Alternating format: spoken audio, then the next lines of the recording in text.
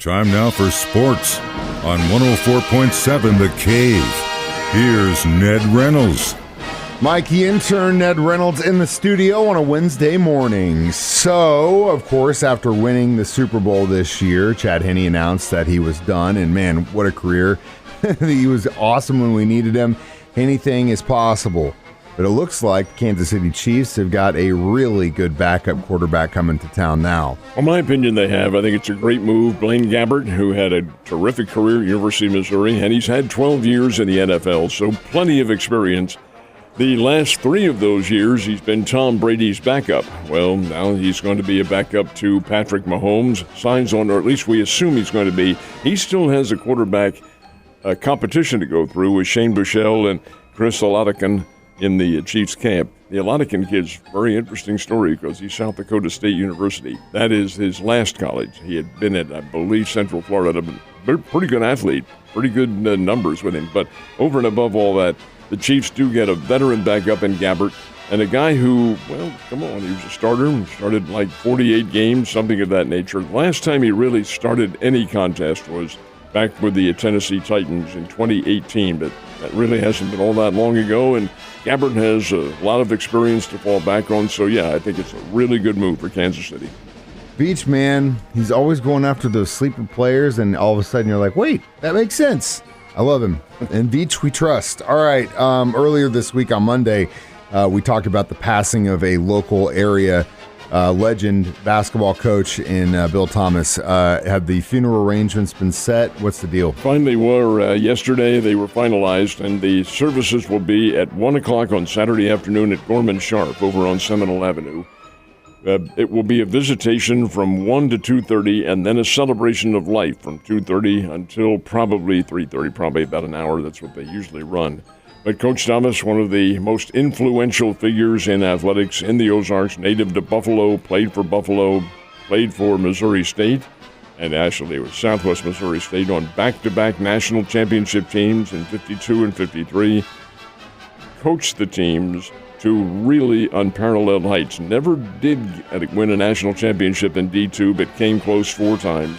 And Coach Thomas, who was such an instrumental figure, passed away at the age of 91 last weekend. So the funeral services are Saturday with the visitation at 1 and the services at 2:30 at Gorman Sharp.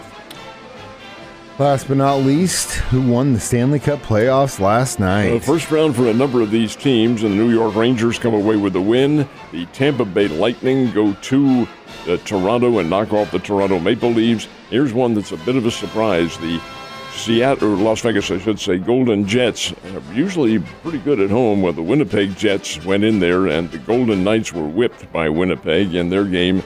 And then the Avalanche, who are the defending Stanley Cup champions, lose their opening game at home to the Seattle Kraken. So all of that figuring into the mix, and it's got a long way to go. So round 2 of the Missouri State Bears versus Mizzou Tigers baseball throwdown is happening. This time it happened in Columbia, is that right? And it went to Mizzou again, so Mizzou sweeps the 2-game series, 2 games to none. Only this time the game was a whole lot different from what it was last week in Springfield, which was a 10-1 win for Missouri. This time Missouri wins at 7-6, and they did it with 2 runs in the last of the 9th inning. Bears pitching simply couldn't come together and hold anything. Had a 6-5 lead going into the 9th, walked a couple of batters, hit a batter, sacrifice fly on a base hit, and that won the game for Mizzou 7-6. Again, it's a non-conference game that's not in the Missouri Valley Conference. Missouri playing in the SEC, I should say, and the Bears in the Valley. So it's a non-conference game, but it does look good on your resume, and now this is 2 losses to a Power 5 team. All right, Bears come back into action. They will play and open a weekend, and that's a false analogy because it isn't weekend. It's Thursday, Friday, and Saturday against Belmont. Belmont's a new team in the Missouri Valley from Nashville. Pretty good baseball program. They'll be here for a Thursday morning game, that's tomorrow morning, a Friday morning game, and a Saturday morning game. And by morning, I'm talking about 11 a.m. That's because they have to intersperse their schedule with the Springfield Cardinals. But nonetheless, Bears look to rebound. They're 19-16 on the year. St. Louis Cardinals still continue to kind of flutter a little bit, don't they? Lost to the Arizona Diamondbacks 8-7, and there was an incident in the ball game that you really very rarely ever see. The Diamondbacks scored 6 runs in the 4th inning. It was keyed on a pitch that bounced to home plate, and the batter golfed it for a double out to right center field. Well, you can do that, of course. And it brought home 2 runs, broke a tie, and kind of keyed the Diamondbacks rally.